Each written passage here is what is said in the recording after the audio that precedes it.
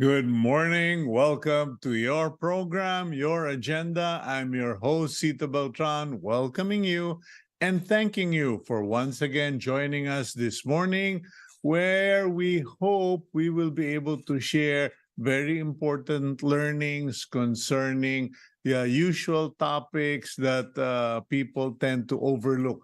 For instance, today we are going to talk about dental health and economics. Okay, they're not connected in any way. They're two separate topics we will treat today, but we will certainly be introducing to you talking to experts in the field. Okay, but for those of you who might need to know, want to know, should know, today is Tuesday, September 12, 2023. And it's a cloudy day outside, looks a bit hazy. Please be careful, watch your health, watch when you go out if it's hazy, because that means there's a lot of trapped particles in the air, pollution, etc. So we don't want you to getting sick. So, okay, now let's start the day with our daily starter. But before that, our expression of gratitude to all of you who are Cignal TV subscribers, who view One News and here on channels 8 and 250. And of course, those of you who follow us on Agenda and those who watch us via Facebook and YouTube, and even those who watch us on other social media platforms. Maraming salamat po. Also to PLDT Home Fiber Optic Internet and Mr. Marco Borlongan, thank you very much. Okay, let's go to our daily starter from author James Clear. We don't rise to the level of our goals. We fall to the level of our habits. Yan po, no? It's a very interesting point. We don't rise to the level of our goals because our goals are essentially targets. We've set them and we're fixed on them, lock on target, as the aviators say.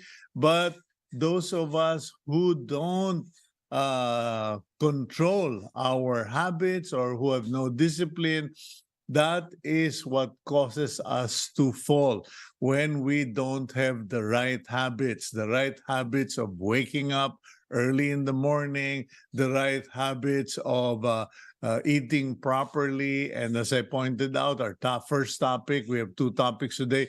The first being dental care. That all of that can affect our outcomes. So it's our habits that will affect our success, not our goals. Okay, now let's go to the front page of the Philippine Star for a quick review. And the headline is Government to Review Price Caps After 2 Weeks.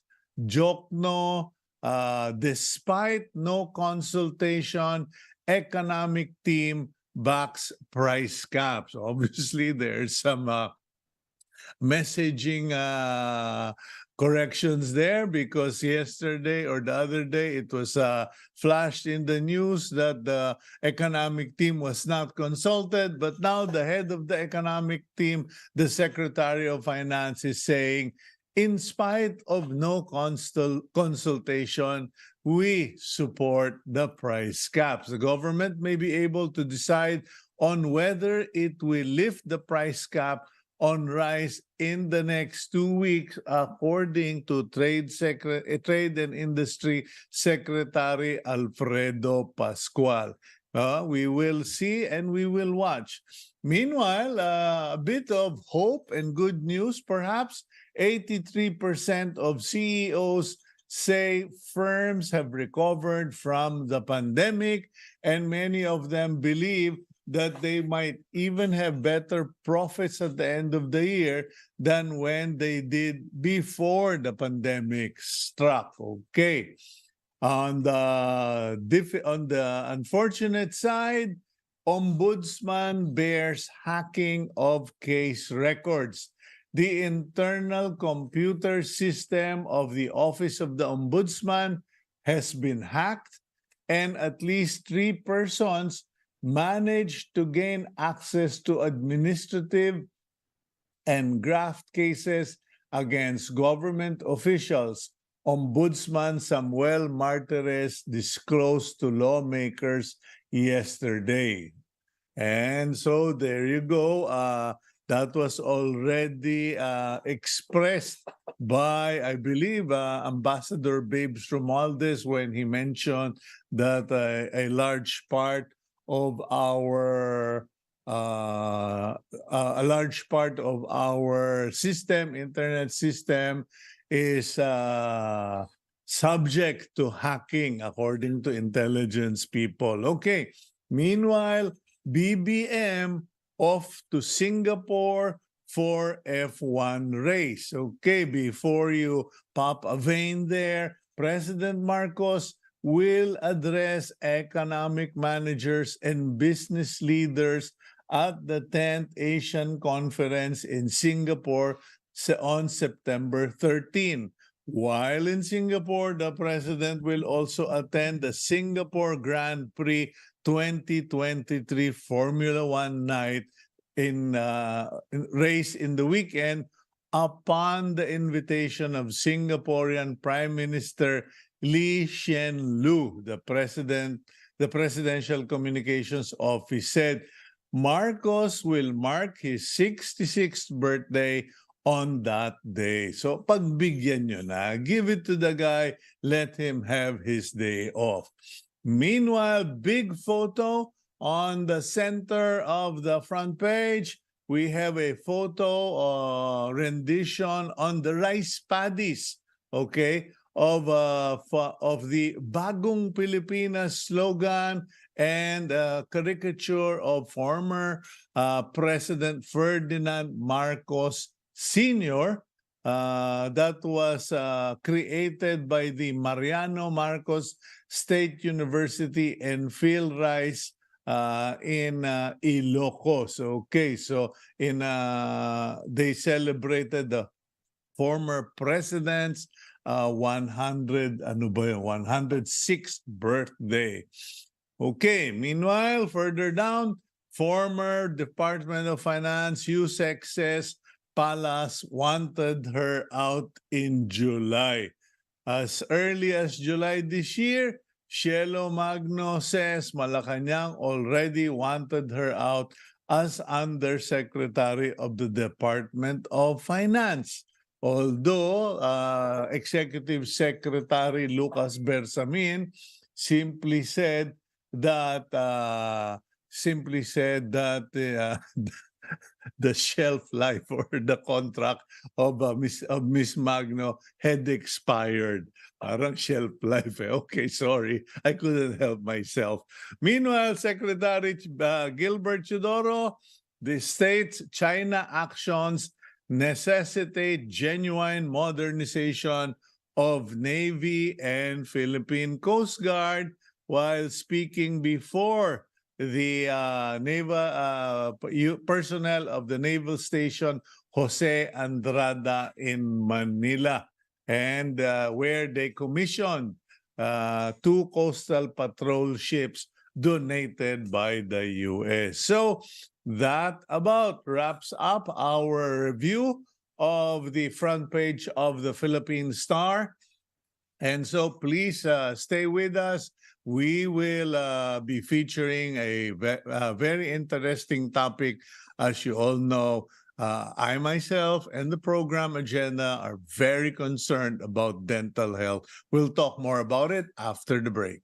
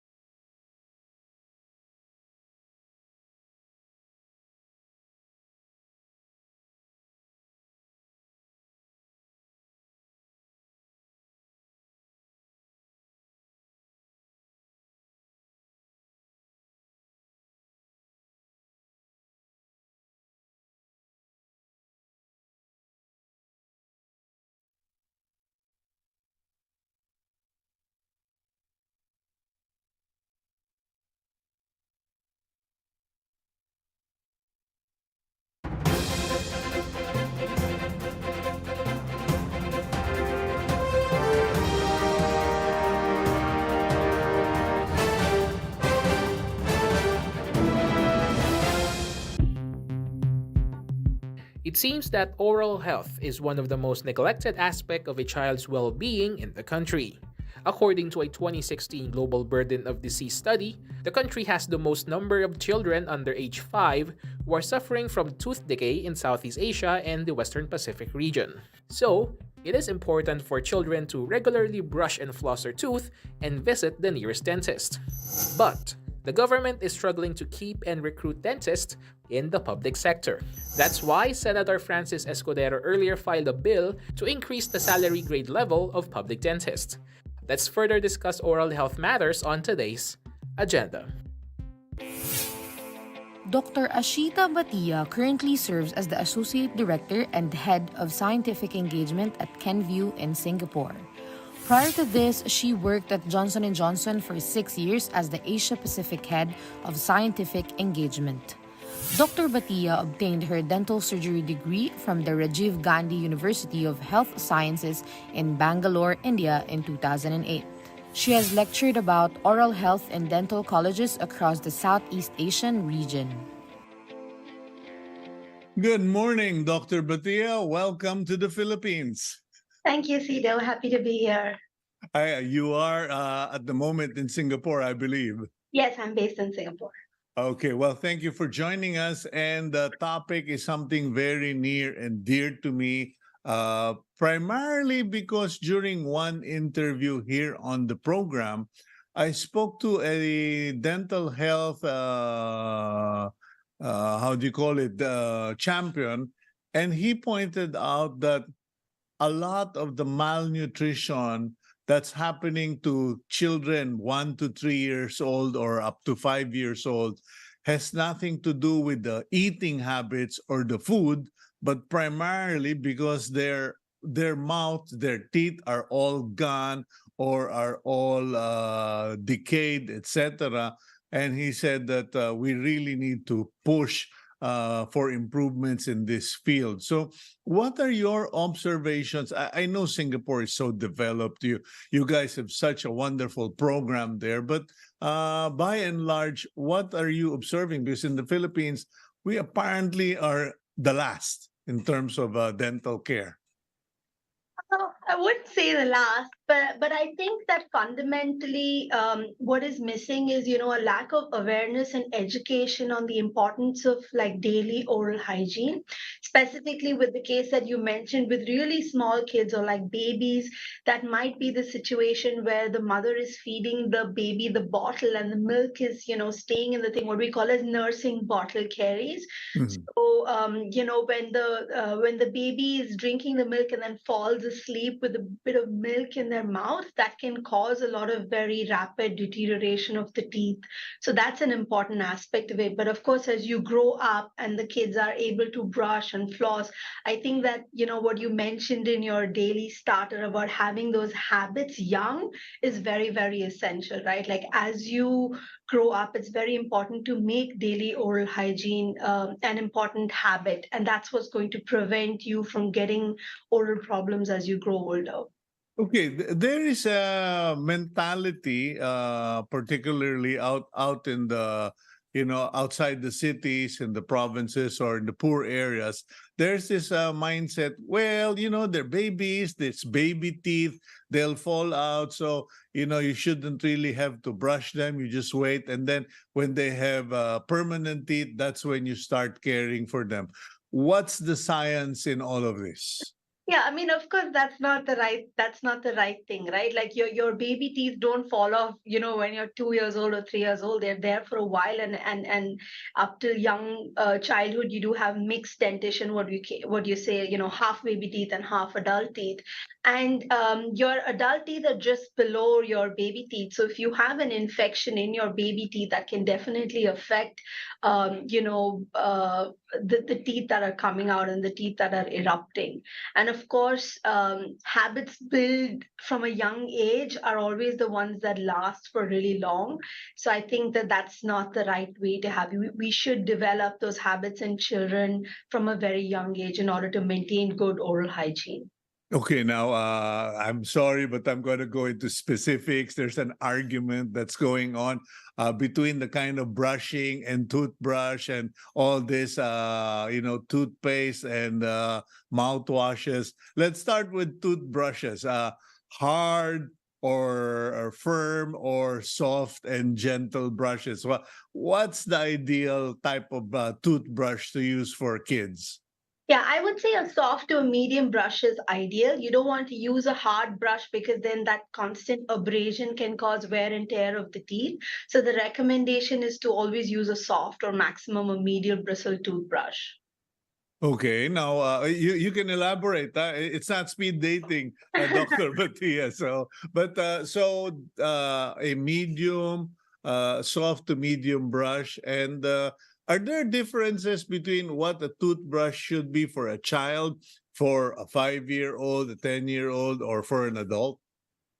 I mean, honestly, the best toothbrush is the one that you use every day, right? Like, I don't think so much of it matters. Like I said, of course, if you're using a hard bristle toothbrush, that Mm. over a long period of time, over many years, will cause wear and tear of the tooth structure that can cause you to have sensitivity in your teeth. So we don't want that. But besides that, what really matters is that you're actually brushing your teeth twice a day. You're using a floss once a day, and you're using an antibacterial mouthwash, right? That's what we call as the holy grail of daily oral hygiene. Of course, mouthwash is recommended to be old enough to spit out.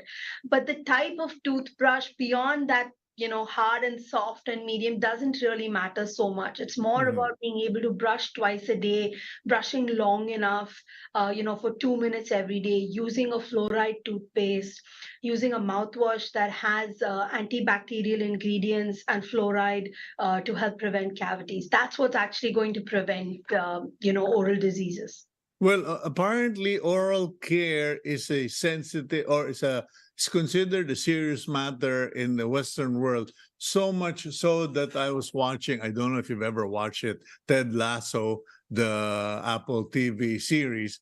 They actually had an episode that dealt with oral care with bad breath, where a young, I think she was about 8 or 9 years old at that time, and she had bad breath, and the characters had to go through house to house looking for a dentist. And it was mentioned there that because the child was taking certain types of medicines for allergy to cats, the medicine was actually causing dryness of the mouth, the throat, and causing bad breath. Now, Yeah. there are many people, Dr. Batia, who've gone through, young kids who consider themselves cursed for having bad breath because of asthma, etc. What's your take on all of this? What's the best solution, or what are the solutions? You said mouthwash. Yeah, I mean, when it comes to bad breath, a lot of people have this misconception that bad breath is just temporary. Like, if I eat some garlic or onion or fish, it causes bad breath. But the way that I look at it is bad breath is often a trigger or a sign that you should. See that it's telling you that there's something wrong in your mouth, right? So if you have gum disease, if you have dryness in the mouth, if you have cavities, if you have inflammation of your gums, you will always have bad breath, right? Because bad breath is produced predominantly by bacteria in our mouth. So a lot of people don't know that. So when you have buildup of bacteria, that is the true cause of bad breath. So it's in a way your body telling you that, hey, there's something wrong. Bad breath is a sign that there's something deeper that's going on. And the important thing is you have to kill the bacteria in your mouth, and you have to remove that buildup of bacteria. And that's what truly will help you from not having bad breath. Of course, in the case of the medications, there's definitely, when you have dryness in the mouth, you do end up having bad breath.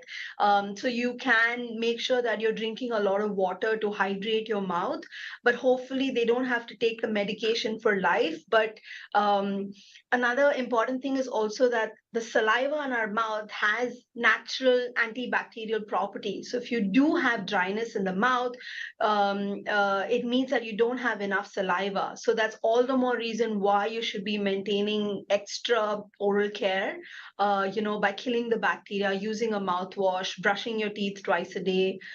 So those people would need to take a little bit, extra care.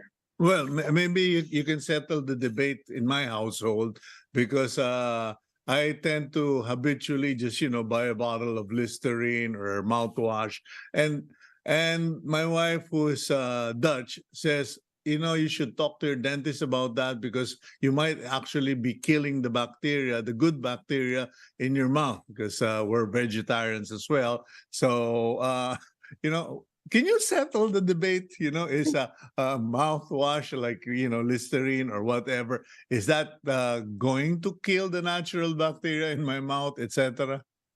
Yeah, I mean, this is a little bit complicated to explain, but let me try, right? So we have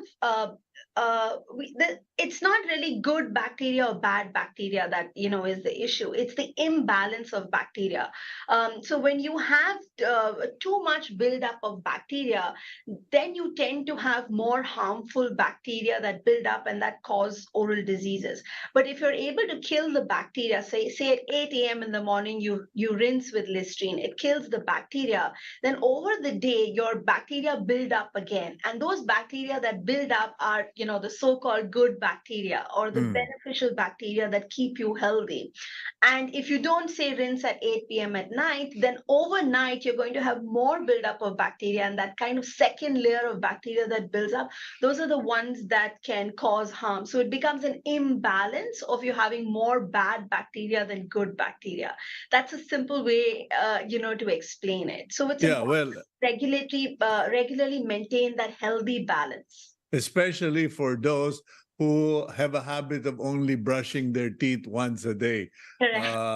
You know, we get too busy, and I guess the good Lord gave me a foreign wife to break my bad habits. But anyway, so what are your areas of interest now? Because not to you actually are the first person I have had the chance to interview regarding oral health care from outside the Philippines. And even in the Philippines, it was so hard to get dentists to come on the program to talk about oral health care. What is the mindset regarding oral health care in the region? Is it already an established lifestyle practice, or do we have a lot of work to do? I mean, I would say it varies from country to country. So, for example, if you're looking at in the Asia Pacific region, Japan is quite advanced. So the government there talks a lot about the importance of oral health and how it connects to systemic health. So, for example, we are doing some work with Hiroshima University in Japan, where they're using Listerine mouthwash to kill the bacteria in the mouth in order to prevent infection, like systemic infection or respiratory infection. Because a lot of research is available now that says that oral health connects to systemic health, and that if you have poor oral health, especially poor gum health, you can be at risk of developing other systemic disease like diabetes, cardiovascular disease, respiratory infections, pregnancy outcomes can be affected, even things like Alzheimer's disease. So a lot of research is being done in this space. So we do see governments in many countries who are starting to speak up and educate the public on the importance of oral health, because it connects to the rest of the body. Sometimes we forget that the mouth is connected to the rest of the body, but it is the gateway, right? It is the gateway to our body. So it's important to make sure that you have good oral health in order to have a healthy body. Well, that's a good reminder, because I remember when I was building a resort down in Palawan, I had a team of 35 construction carpenters, laborers, etc. And I radioed the head office and I said, can you kindly send me a box of toothpaste and toothbrushes and mouthwash? And they said, what? You're the first person to ever ask that. I said, look, I'm in the middle of nowhere. The nearest town is 2 hours away. You think I want to have problems with finding a dentist or pulling teeth with pliers? No, I'm going to teach these men to have oral care because I don't want them missing work because I'm on a tight schedule with a very tight crew. So it works for companies. But in the Philippines, I noticed that dental care is not covered by our universal health care. What about in other countries? Again, it varies. So, for example, like I mentioned in Japan, now the government is making a day an annual dental checkup mandatory for all citizens. It's something that they're working on, and it's going to happen in the near future because they recognize that it's important for people to be aware of their oral health. So they have to come in and have a dental checkup annually. In some other many countries, your private companies, your private insurance will cover dental, but I would say still in Asia Pacific, for the most part, dental health is not covered as part of general health, and this is something even the WHO has brought up. Last year, they came out with a report that talks about the status of oral health across the world, and they did highlight that this is one of the barriers because it's not covered by the insurance. People hesitate to go to the dentist, and I would say there's all the more reason why we should take it into our own hands and prevent disease rather than wait for the disease to happen and go to the dentist. Like with the rest of your health, prevention is always the best thing to do. Okay, what about the professionals themselves, dentists like yourself? Because here it's either there doesn't seem to be a lot of publicity, not a lot of promotion of healthcare among the dentists themselves. It's forgive the pun. It's like pulling teeth, trying to get them to come to before the camera, unlike you. I think it's unfortunate, right? Because so much of healthcare should be focused on prevention. And I think, unfortunately, that's a broken system in healthcare because when we study, so much of the focus is on, okay, what is the disease and how do I cure the disease? There's not a lot of emphasis, even in the educational system, on the prevention of the disease.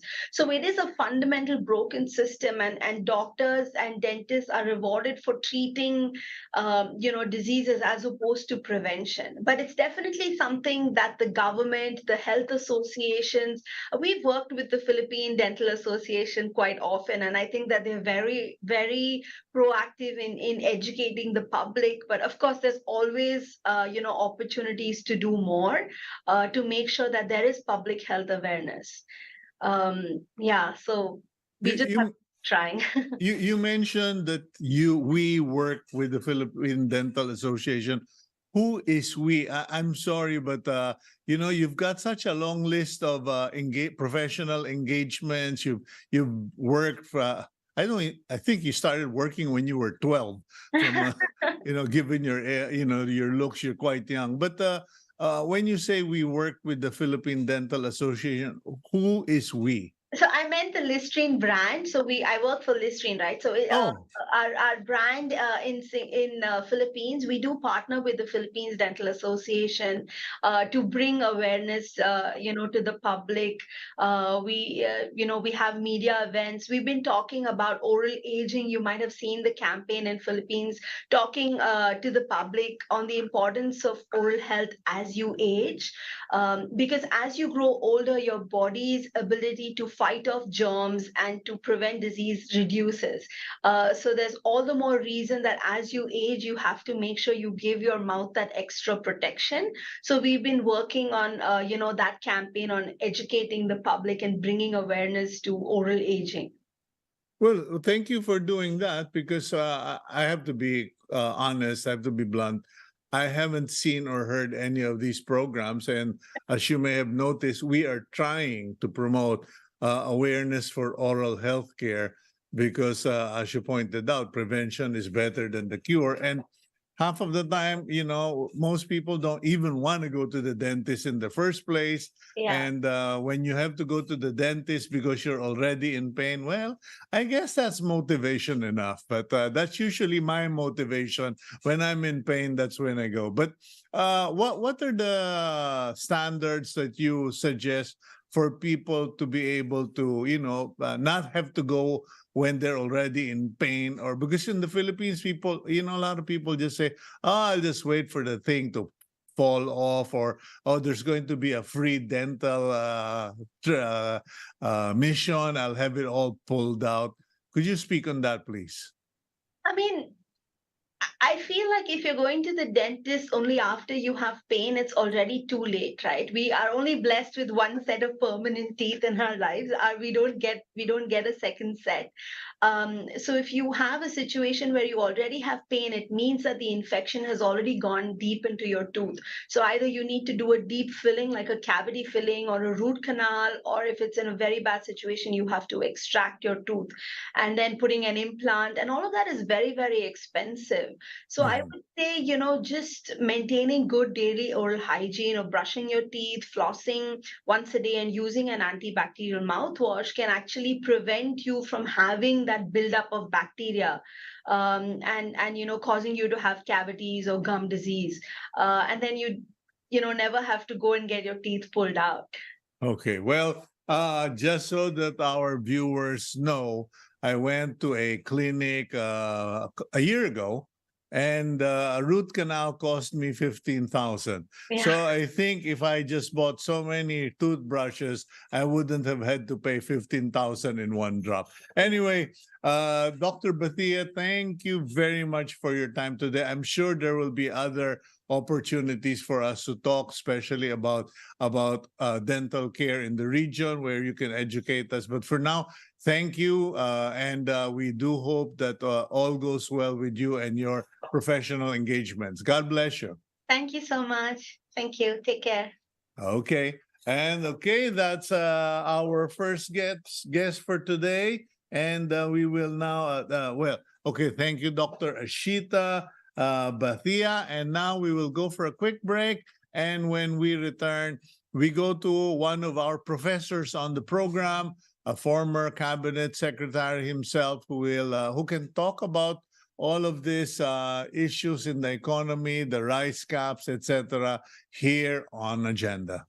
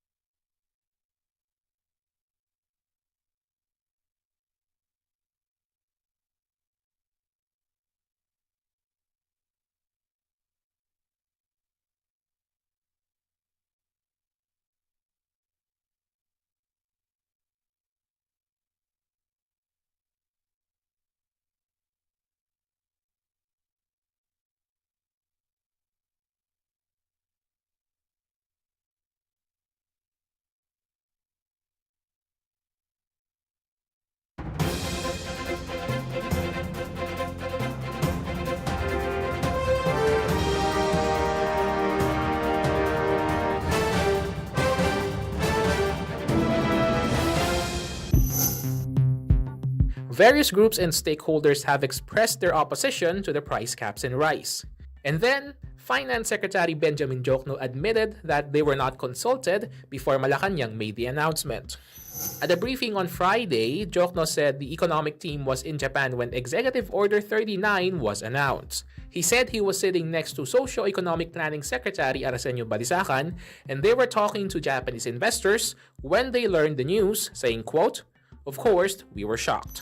But on Monday, the Finance Department released a statement wherein Jokno said the economic team gives its full endorsement to the President's decision, saying that EO 39 serves as a lifeline, extending much-needed relief to Filipinos grappling with the high rice prices. Jokno agreed that implementing a price cap on rice is the most prudent course of action to stabilize rice prices and extend immediate support to Filipinos. The finance chief did qualify it by saying that the price cap should not persist for an extended period. Let's discuss Secretary Jokno's recent statements on today's agenda. Ernesto Pernia previously served as the Socio-Economic Planning Chief under the Rodrigo Duterte administration. He is also a professor emeritus at the UP School of Economics. Pernia was also a consultant for the World Bank, the United Nations Center for Regional Development, and the Philippine Institute for Development Studies, among others. Good morning, Professor Pernia, Secretary Ernie Pernia. Welcome back to the program agenda, where we always take advantage of your wisdom. Good morning, Cito. Okay, thank you for making time for us, Sec. And I'll just go straight to the issue. What is your assessment of the price cap? Is it a big deal, no deal? Are they correct in putting the price cap? And is Secretary Jokno correct in saying it should end in 2 weeks? I guess Secretary Jokno and Balisacan, they just adjusted their judgment or their sentiment on the price cap to what the president wanted. So, but to begin with, I think they are against. Economists are against price control, and because it's not going to work, and and many economists, even textbooks economics, will tell you that price control is not going to work. Could you elaborate on that, Sec Ernie? Because as you may already know, one undersecretary was finally given her walking papers for posting a graph regarding the conflict between demand and supply and price control. Why does price control not work in this situation? Yes, if you look at the graph that Cielo Magno, Undersecretary Cielo Magno did, you see that the demand curve is going down, while the supply curve goes up. And so the situation is the supply is supposedly short of the demand. And therefore, the government, the president, thought that it's better to just lower the price of rice so that the demand can be satisfied. But then the problem with that is that it's going to be, it's going to restrict supply, and that's never going to be a good idea in the long run. So in other words, Sec Ernie, when you do price control, it looks good on paper. It might impress the buyers at the beginning, but ultimately the supply disappears because no one wants to sell rice at the price where they lose money. That's right. Even now, the retailers are also complaining because they're losing money. they bought the rice at a high price, and they're selling. They have to sell it at a much lower price because of the price cap, and so they're already losing money, and Mhm. there's no way that the government can make up for the loss of Oh, rice retailers. okay, that loss was that, or that unintended loss or injury to retailers. Is that indicative of lack of consultation or poor economics? Well, well, actually, what we should say is just that uh, the government has been remiss. Department of Agriculture has been remiss in rice productivity. And the president is the secretary of agriculture, and he has not been doing his job. He should have given it to an expert agricultural economist, like yeah, or somebody trained in agriculture, like many in Los Baños are Mhm. trained in agriculture. But then I don't know why he wanted to hang on to be to be Secretary of Agriculture, and that is the basic reason. That is a fundamental reason why we are now we now have people now have to suffer with high prices of not only rice but also other commodities. Okay, an article in the Philippine Star concerning the statement of Secretary Jokno suggested that the price cap or the price control or price ceiling was a solution presented by a politician, not the president, but it seems that by someone from Congress, because all the congressmen are singing hallelujah to the price ceiling. Now, what should have been done instead of a price cap? Well, what should have been done is to remove the tariff. Our tariff rate is what, Mhm. 35 pesos, no, 35 pesos per per measurement of rice imports, and we should just bring it down to zero, and then that will increase that will ease our import of rice.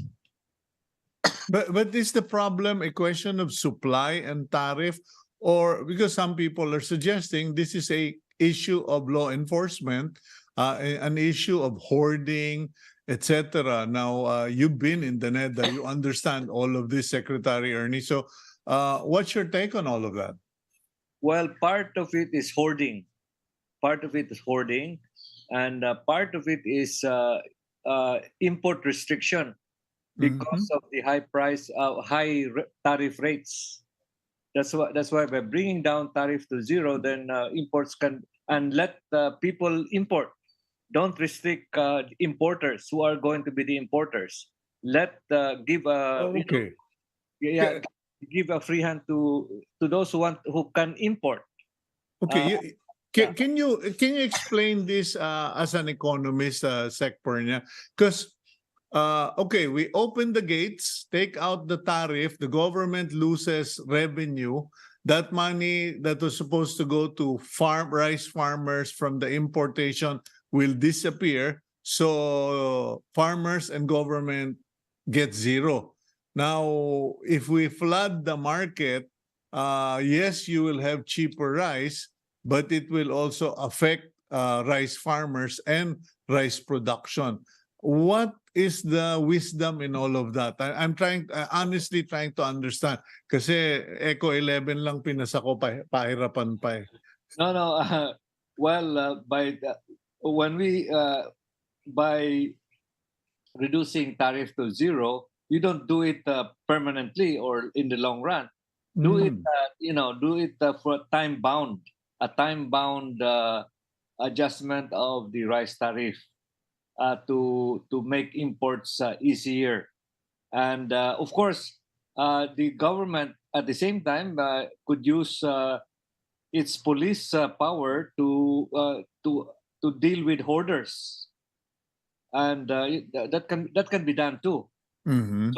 So two ways of doing it, or more than two ways of doing it. The first is deal with the hoarders, so that they release their uh, uh, hoarded commodities, Mm-hmm. and at the same time reduce the tariff to something that will ease importation. Okay. Sec Pernia, we'll go for a quick break, last break for the morning, and then we'll get back right away to you. And let's carry on with our very instructional conversation. We'll be right back here on Agenda. Okay.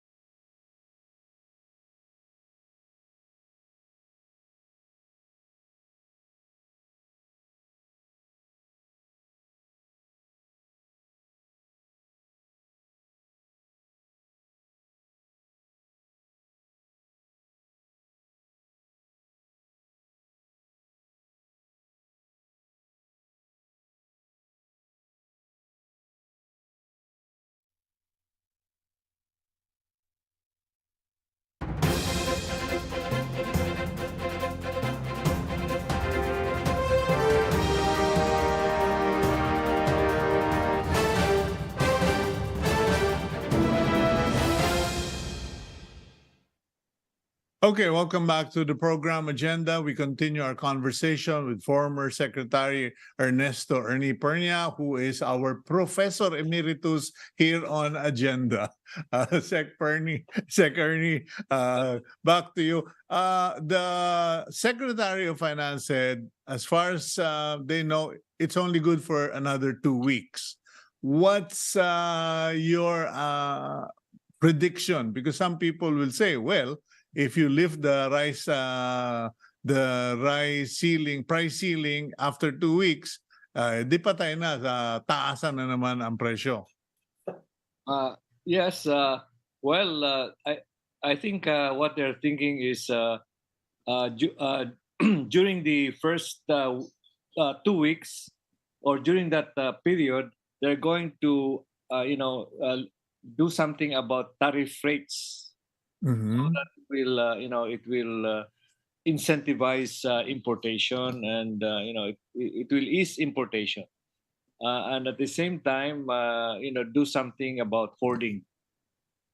Can that be done so quickly, Sec Ernie? Because the tariff rate on rice importation, rice tarification law, or it's a law.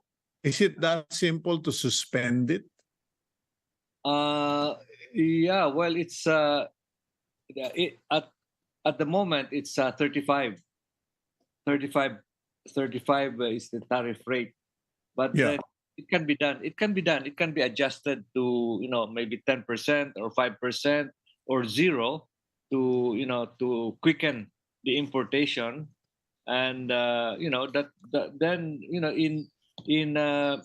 in 2 weeks or 3 weeks you can get the imports already. And then at the same time, as I've said, you do something about hoarding, so that the bodegas will uncover the hoarded rice. Also at the same time, that will be a way to do something before the rice imports come. All the rice imports come, because Yeah, but what about the fact that we're about to harvest, or are already harvesting the current crop of rice. Then that's even better, because maybe our rice that can be harvested cannot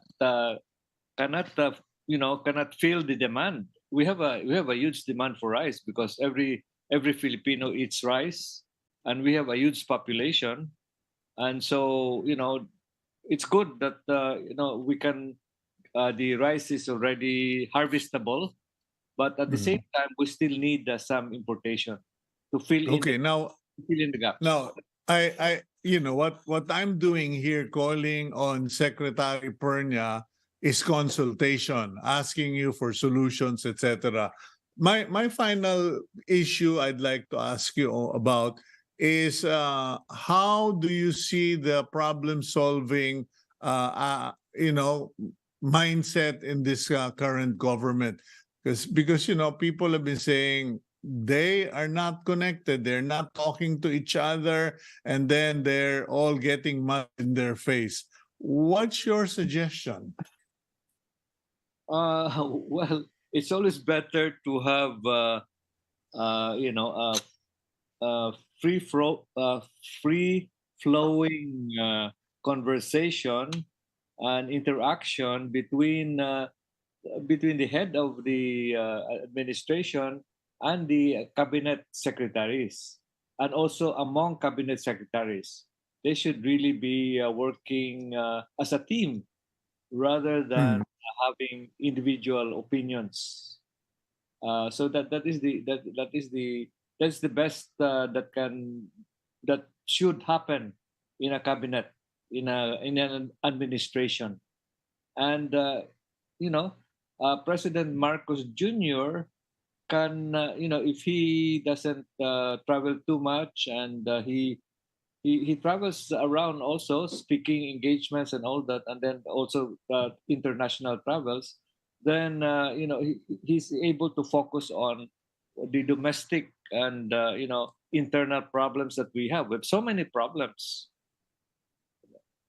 What's the feedback? What feedback have you been getting or information regarding the outcomes of the presidential travels? Because apparently once again, he has a standing invitation to Canada. He's going to Indonesia, to Singapore on the 13th for his birthday. Have you heard of any actual Well, uh, the politicians on his side, they think it's a good idea, but on the other side there are certain opponents in the Senate, and also in Congress, in the House, who think that he should really focus on our problems, rather than go international. We have okay? our foreign direct investment is has is lower than it was before, and it is